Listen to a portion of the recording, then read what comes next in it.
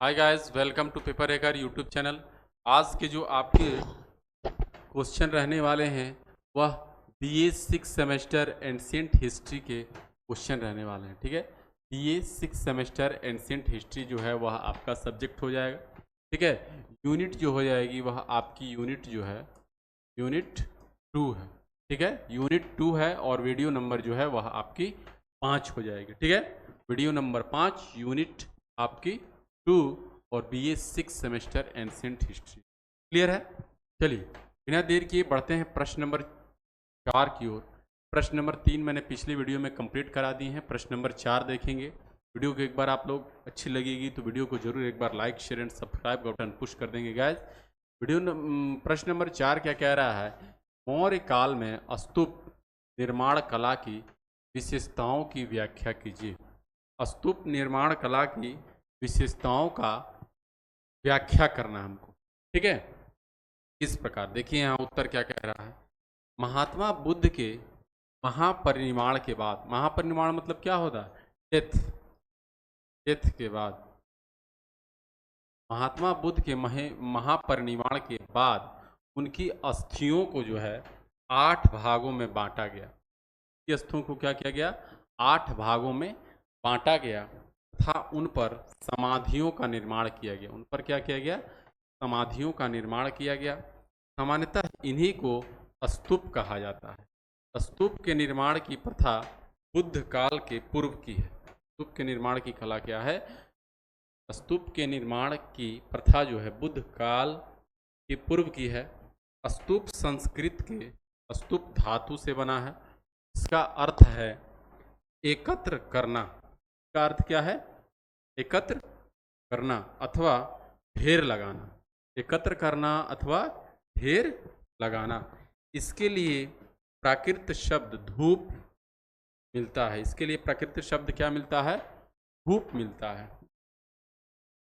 स्तूप का शाब्दिक अर्थ होता है ढेर या धूहा। क्योंकि यह चिता, क्योंकि जो है यह चिता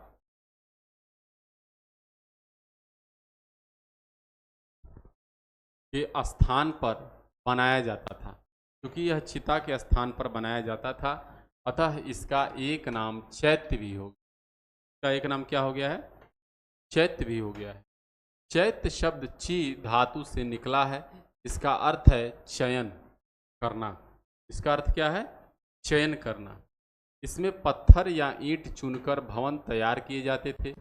चियते पाषाण दिना इति चैत्यम, इस शब्द का संबंध चित्त तथा चिता से भी है। स्तूप तथा चैत्य में मुख्य भेद यह दिखाई देता है कि चैत्य पर्वत गुफाओं में खोदा जाता था। चैत्य क्या किया जाता था? पर्वत गुफाओं में खोदा जाता था और इसमें स्तूप का आकार वर्तमान रहता था उसमें अवशेष नहीं रखे जाते थे। अवशेष क्या किए जाते थे? नहीं रखे जाते थे। इसके विपरीत स्तूप के भीतरी भाग में पात्र में अवशेष रखकर भवन बनाया जाता था। भीतरी भाग में क्या किया जाता था? अवशेष रखकर भवन बनाया जाता था। ठीक है, अब देखिए यहाँ क्या कह रहा है। स्तूप समतल भूमि में ईंट पत्थर की सहायता से बनाए जाते थे। स्तूप क्या किए जाते थे? समतल भूमि में ईंट पत्थर की सहायता से बनाए जाते थे। स्तूप जो है का उल्लेख सर्वप्रथम ऋग्वेद से प्राप्त होता है। स्तूप का उल्लेख क्या होता है? सर्वप्रथम ऋग्वेद से प्राप्त होता है, जहाँ अग्नि की उठती हुई ज्वालाओं को स्तूप कहा गया है। अग्नि की उठती हुई ज्वालाओं को क्या किया गया है? स्तूप कहा गया है। शुक्ल यजुर्वेद में समाधि के चारों ओर मिट्टी का ऊंचा टीला बनाने की बात कही गई है। समाधि के चारों ओर क्या की गई है? समाधि के चारों ओर मिट्टी का ऊंचा टीला बनाने की बात कही गई है और इसका उद्देश्य शमशान की पवित्रता बनाए रखना था। इसका उद्देश्य क्या था? शमशान की पवित्रता बनाए रखना था। शतपथ ब्राह्मण से पता चलता है कि मृत व्यक्ति की जो है शरीर धातु पर मिट्टी के चौकोरे तथा गोले थुहा बनाए जाते थे। मृत व्यक्ति के शरीर पर क्या किए जाते थे? मिट्टी के चौकोरे और गोल बनाए जाते थे तथा शूद्र काल में अस्थि कलश में शरीर धातु को रखकर जमीन में गाड़ने तथा उसके ऊपर ऊंचा टीला बनाने की प्रथा थी। उसमें क्या थी? जमीन में गाड़ने और उसके ऊपर ऊंचे टीलेनुमा आकार का बनाए जाने की यह प्रथा चली आ रही। ठीक है। देखिए यहाँ कह रहा है, रामायण से पता चलता है, रामायण से पता चलता है कि महापुरुषों तथा सम्राटों की स्मृति में चैत्य स्तूप निर्मित किए जाते थे। महापुरुषों तथा सम्राटों की स्मृति में जो है क्या किए जाते थे? चैत्य स्तूप निर्मित किए जाते थे। इस प्रकार बुद्ध के पहले ही स्तूप का संबंध महापुरुषों के साथ जुड़ गया था। बुद्ध ने स्वयं महापुरुषों की शरीर धातु पर समाधि बनाने को कहा था। उन्हें चक्रवर्ती राजाओं की समाधि का ज्ञान था। बुद्ध को क्या था? चक्रवर्ती राजाओं की समाधि का जो है ज्ञान था। ठीक है, यह बुद्ध को था। ठीक है गैस, समझ रहे हैं ना? चक्रवर्ती राजाओं की समाधियों का ज्ञान था। ठीक है, चलिए, कह रहा है कि इसी कारण उन्होंने अपने प्रिय शिष्य आनंद को चौराहे पर स्तूप निर्मित करने का आदेश दिया था। ऐसा लगता है कि अपने मौलिक रूप में स्तूप का संबंध जो है मृतक संस्कार से था। स्तूप का संबंध जो है मृतक संस्कार से था। क्लियरिटी है, क्योंकि शवदाह के बाद बची हुई अस्थियों को किसी पात्र में रखकर मिट्टी से जो है ढक देने की प्रथा स्तूप का जन्म हुआ। इसे ढक देने की प्रथा से जो है स्तूप का जन्म हुआ। कालांतर में बौद्धों ने इसे अपनी संघ पद्धति में अपना लिया और इन स्तूपों में बुद्ध अथवा उनके प्रमुख शिष्यों की जो है धातु रखी जाती थी। अतः वे बौद्धों की श्रद्धा और उपासना के प्रमुख केंद्र बन गए। बौद्धों की श्रद्धा एवं उपासना के क्या हुए? प्रमुख केंद्र बन गए। ठीक है, प्रमुख केंद्र बन गए थे। स्तूप 4 प्रकार के बताए गए हैं। स्तूप क्या किए गए हैं? 4 प्रकार के बताए गए थे। फर्स्ट, शारीरिक। इनमें बुद्ध तथा उनके प्रमुख शिष्यों की अस्थियों तथा के शरीर के विविध अंग, दंत, नख, केश आदि रखे जाते थे। क्या किए जाते थे? इनमें बुद्ध तथा उनके प्रमुख शिष्यों की अस्थियों तथा के शरीर के विविध अंग, दंत, नख, केश आदि रखे जाते थे। ये सब ठीक है। और पारिभौगिक क्या कर रहा है? पारिभौगिक, इनमें बुद्ध द्वारा उपयोग में लाई गई वस्तुएं, भिक्षा पात्र, चरण पादुका, आसन आदि रखी जाती थी। क्या की जाती थी पारिभौमिक में? इनमें बुद्ध द्वारा उपयोग में लाई गई वस्तुएं, भिक्षा पात्र, चरण पादुका, आसन आदि सभी क्या की जाती थी? रखी जाती थी। ठीक है। अब देखिए यहाँ थर्ड नंबर क्या कह रहा है? देशिका। देशिका जो है, इनमें वे स्तूप आते थे इन्हें महात्मा बुद्ध के जीवन की घटनाओं से संबंधित अथवा उनकी यात्रा से पवित्र हुए स्थानों पर स्मृति रूप में निर्मित किया जाता था। ठीक है, ऐसे स्थान बोध गया, लुम्बिनी, सारनाथ, श्रीनगर आदि में। ठीक है, संकल्पित देखिए यहाँ ये छोटे आकार के होते थे और इन्हें बौद्ध तीर्थ स्थलों पर श्रद्धालुओं द्वारा स्थापित किया जाता था। बौद्ध तीर्थ स्थलों पर क्या किया जाता था? श्रद्धालुओं द्वारा जो है स्थापित किया जाता था। बौद्ध धर्म में इसे पुण्य का काम बताया गया है। बौद्ध धर्म में क्या बताया गया है? इसे पुण्य का काम बताया गया है। स्तूप का प्रारंभिक रूप और अर्थ। स्तूप का प्रारंभिक रूप और अर्थ क्या था? गोलाकार मिलता है। इसमें एक चबूतरे मेढी के ऊपर उल्टे कटोरे की आकृति का एक धुआ बनाया जाता है। उल्टे कटोरे की आकृति का क्या बनाया जाता है? एक धुआ बनाया जाता है, जिसे क्या कहा जाता था गाइस? इसे अंड कहते हैं।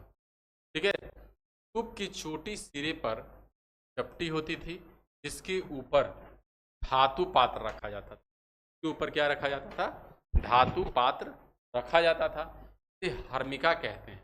यह स्तूप का सर्वाधिक महत्वपूर्ण भाग होता था। हर्मिका का अर्थ देव सदन अथवा देवताओं का निवास स्थान होता है।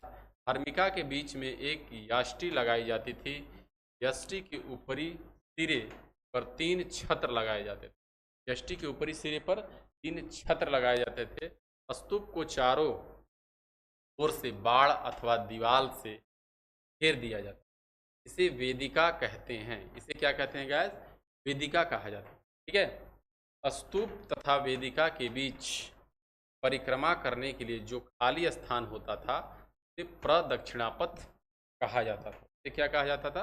प्रदक्षिणापथ कहा जाता था। ठीक है। कालांतर में वेदिका के चारों दिशाओं में प्रवेश द्वार बनाए गए। कालांतर में क्या किए गए? वेदिका के चारों दिशाओं में जो है प्रवेश द्वार बनाए गए। ठीक है। प्रवेश द्वार पर मेहराबदार तोरण बनाए जाते थे।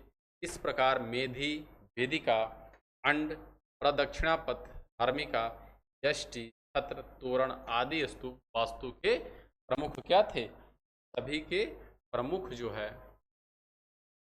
अंग होते। वी.एस. अग्रवाल ने स्तूप को त्रिलोक का प्रतीक बताया है। वी.एस. अग्रवाल ने क्या बताया है? स्तूप को जो है त्रिलोक का पथ बताया है। और उनकी मान्यता है कि प्रदक्षिणा पथ, मेधी तथा हर्मिका की वेदिकाएं क्रमशः जो है पृथ्वी, अंतरिक्ष तथा द्रीव आकाश की धूल तक हैं। वह स्तूप वास्तु की तुलना वैदिक कालीन यज्ञ से करते हुए इसके विविध अंगों जैसे मेधी, अंड, हर्मिका तथा छत्र को क्रमशः पितृलोक, मनुष्यलोक, देवलोक तथा साध्य देवों के प्रतीकात्मक अंग समीकृत करते हैं। जो कालांतर में जो है हिंदू मंदिरों के चार अंग जंगली गर्भगृह, शिखर तथा आमलक के रूप में व्यक्त हुई। मौर्य काल के पूर्व बुद्ध की शरीर धातु पर निर्मित कराए गए 8 स्तूपों में से केवल पिपरहवा स्तूप के अवशेष ही प्राप्त होते हैं। स्तूप निर्माण का जो है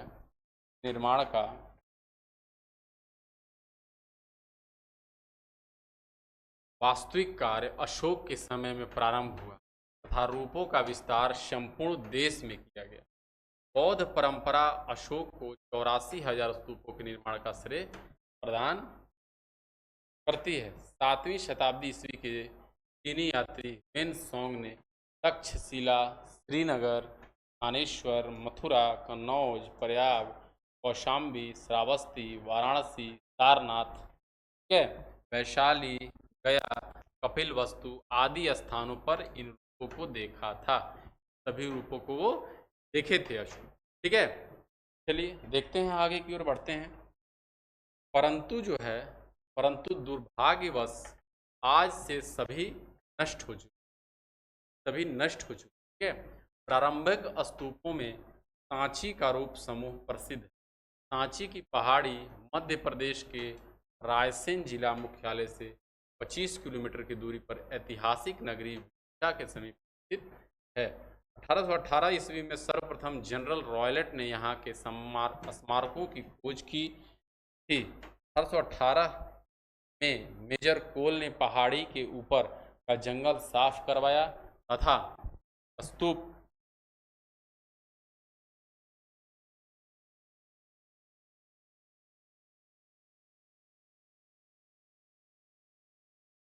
संख्या फर्स्ट को भरवाने के साथ ही दक्षिणी पश्चिमी तोरण द्वार तथा स्तूप के 3 गिरे हुए तोरणों को पुनः खड़ा करवाया था।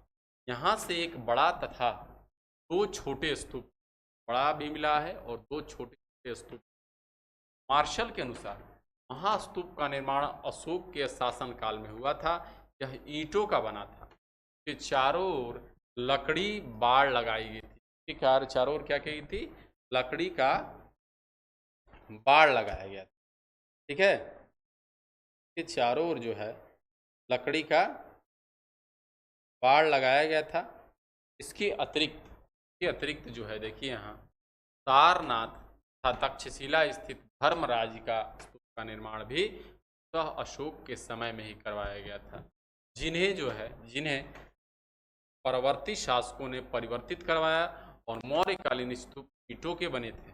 ठीक है। सारनाथ स्थित धर्मराज का स्तूप के चारों ओर छोटे छोटे पूजार्थक स्तूप बनवाए गए थे। के ध्वंसावशेष मिलते। इसी के पास अशोक का स्तंभ लेख है। दोनों रूपों में ध्वंसावशेष यह सूचित करते हैं कि इनका आकार क्या है?